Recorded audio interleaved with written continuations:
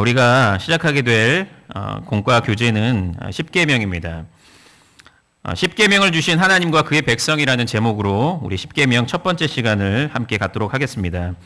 우리 외울 말씀을 다 함께 읽어보도록 하겠습니다. 시작. 나는 너를 애굽 땅 종되었던 집에서 인도하여 낸 내 하나님 여호와이니라. 아멘. 십계명은 오래전에 출애굽한 이후에 이스라엘 백성들에게 주어진 말씀입니다. 그렇다면 지금 이 시대는 과연 십계명이 유효한 것인가? 그 내용들을 한번 살펴보는 것입니다. 만약 그렇다면 어떻게 그것이 우리와 상관이 있겠습니까? 시내산 율법은 사실상 이스라엘 백성들에게 주어진 것인데 어떻게 21세기를 살아간 우리에게도 그것이 유효한지를 살펴보고 우리가 그것을 어떻게 적용해야 되는지를 알아보도록 하겠습니다. 첫 번째로 십계명의 본질입니다. 십계명은 단순히 이런 것들을 하고 저런 것들을 하지 말라고 하는 그냥 권장 금기사항 리스트 정도가 절대로 아닙니다. 십계명은 인류가 지켜야 하는 진정한 윤리적 규범이 무엇인지를 보여주고 있습니다. 윤리성은 하나님의 중요한 속성 가운데 하나가 바로 윤리성입니다. 그런데 우리는 하나님의 형상으로 지음받은 존재입니다. 그러므로 우리 속에도 윤리성이 있는 것입니다. 윤리를 지킬 수 있는 여러분 그런 상태에 있는 것입니다. 성경은 윤리성의 기원이 하나님께로부터 나온다고 얘기하고 있고 인간은 그 속성, 그 형상대로 지음받은 존재라고 얘기하고 있습니다. 그러므로 윤리적임의 첫 단추는 하나님을 두려워하고 섬기는 것이라고 할 수 있습니다. 그리고 그것이 가족과 이웃 사랑으로 실현되는 것이 바로 십계명이라고 할 수 있습니다. 보통 여러분 우리가 십계명 하나님 사랑, 이웃 사랑으로 나누지 않습니까? 우리가 바로 그와 같은 것을 지킬 수 있는 윤리성을 가지고 있는 것입니다. 한편 하나님은 이스라엘을 애굽에서 구원하시려고 나라를 이루게 하셨습니다. 그 나라는 하나님의 백성들로 구성된 하나님의 나라입니다. 그 나라는 하나님의 통치를 보여줘야 되고 하나님의 백성들은 어떻게 구별된 삶을 드러내야 하는지를 보여주는 그런 기준점으로 이스라엘 백성들이 존재하는 것입니다. 그런데 과연 그렇다면 어떻게 하나님의 백성으로 사는 것이 올바른 삶인지를 어떻게 사는 것이 그와 같은 모습인지를 보여주는 게 바로 율법입니다. 하나님이 율법을 우리에게 이스라엘 백성들에게 주셔서 그거 지킴으로써 너희들은 세상과 구별된 존재들이라는 것을 드러내도록 하셨다는 것입니다. 율법에는 세 가지 종류가 있습니다. 사회법이 있습니다. 사회법은 뭐냐면 이스라엘의 통치법입니다. 예를 들어서 살인을 하면 어떤 형벌이 있고 남의 소를 훔치면은 어떤 형벌이 있고 이런 것들을 기록한 것이 바로 사회법이 있고 제사법이 있습니다. 구약에 보면 제사를 많이 드리죠, 그렇죠? 성전에서 그리고 예배를 드림도 있고 제사를 드리는데 그렇다면 과연 제사를 어떤 방식으로 드려야 되는지를 보여주는 게 바로 또한 제사법, 의식법입니다. 그리고 마지막으로 도덕법이라고 할 수 있는데 도덕법은 십계명이 주어지기 전부터 존재하던 인간의 기본적인 윤리입니다. 하나님께서 우리의 마음에 새겨줬다 그랬습니다. 우리는 지금 이스라엘 출애굽 이후에 시내산에서 십계명이 주어졌는데 그 전부터 실상 하나님의 뜻에 순종할 수 있는 방법을 우리에게 마음속에 새겨줬다 그랬습니다. 그게 도덕법인데 여러분 그것을 통해서 하나님의 뜻을 알게 되고 순종하게 되는 것입니다. 그런데 중요한 것은 타락 이후에는 그렇게 못하게 되었습니다. 타락하니까 우리의 도덕법이 훼손이 된 것입니다. 하나님의 뜻을 알지도 못하고 하나님의 뜻에 순종할 수 있는 능력도 없게 된 것입니다. 그래서 하나님께서는 우리에게 율법이라고 하는 형식을 통해서 십계명을 주신 것입니다. 예전에는 우리의 마음속에 새겨졌는데 그 마음이 훼손되는 것입니다. 그래서 하나님께서 이제 보여지는 율법, 십계명을 우리에게 10계명을 통해서 우리에게 보여주시고 하나님 사랑, 이웃 사랑으로 나누어 주신 것입니다.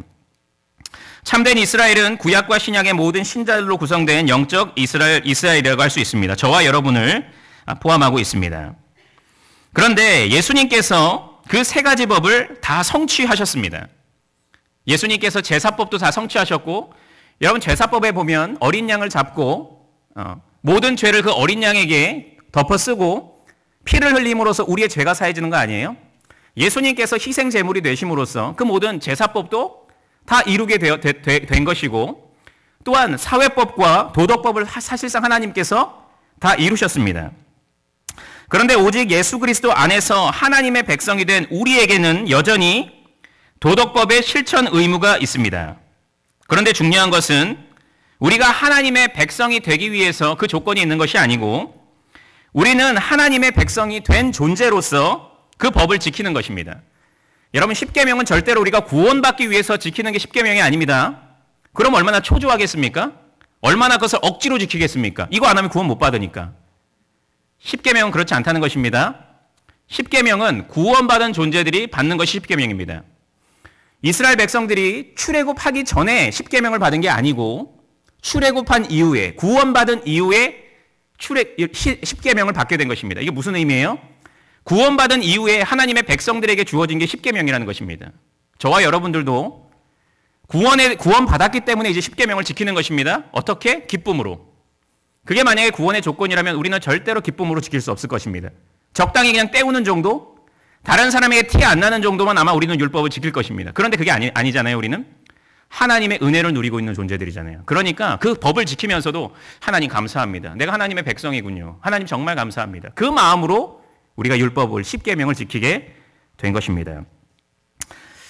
여러분, 그래서 십계명의 서문에 보니까 우리는 늘 십계명 1계명, 2계명, 3계명이 무엇인가 하면 관심을 갖는데 사실상 그 전에 뭐가 있냐면 십계명 서문이 있습니다. 그게 뭐냐면 나는 너를 애굽 땅 종되었던 집에서 인도하여 낸 내 하나님 여호와이니라. 그러니까 너 십계명 지켜라라고 말하고 있는 것입니다.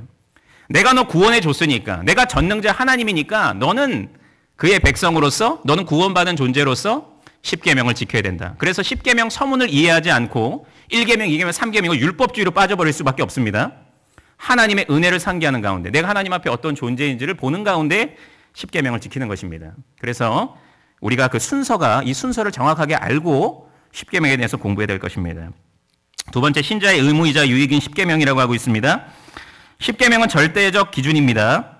이것은 신자나 불신자 모두에게 그러합니다. 그런데 그 점을 인정하고 기꺼이 순종하고자 하는 일은 오직 구원의 은혜를 받아야만 가능한 일이라고 하고 있습니다. 그렇지 않겠습니까? 하나님이 누구신지도 모르는데 어떻게 십계명을 지키겠습니까? 하나님의 백성이 어떤 존재인지를 모르는데 어떻게 십계명을 지키겠습니까? 우리만 진정으로 사실상 십계명을 잘 하나님이 원하시는 방법 안에서 지킬 수 있는 존재가 바로 저와 여러분입니다. 성경은 그리스도인들을 이 세상에서 거룩한 제사장 나라라고 하고 있습니다. 그러므로 십계명이라는 기준을 따라 살아서 우리가 누구인지를 보여주며 사람이 마땅히 어떻게 살아야 하는지를 본이 되어야 할 의무가 있습니다. 그것 자체가 성경이 요구하는 거룩한 삶이 됩니다.